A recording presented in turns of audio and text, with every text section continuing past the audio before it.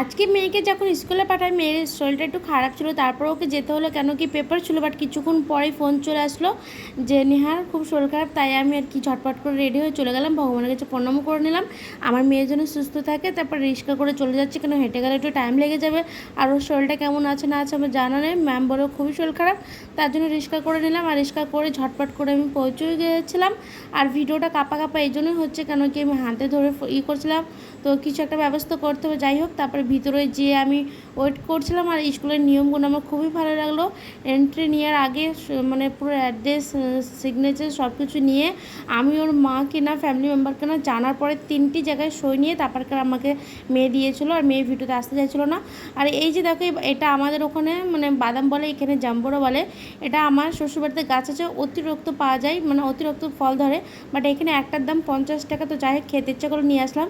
ভিডিওটা কেমন লাগলো অবশ্যই জানিও। আমার মেয়ের জন্য ভগবানের কাছে প্রে করো।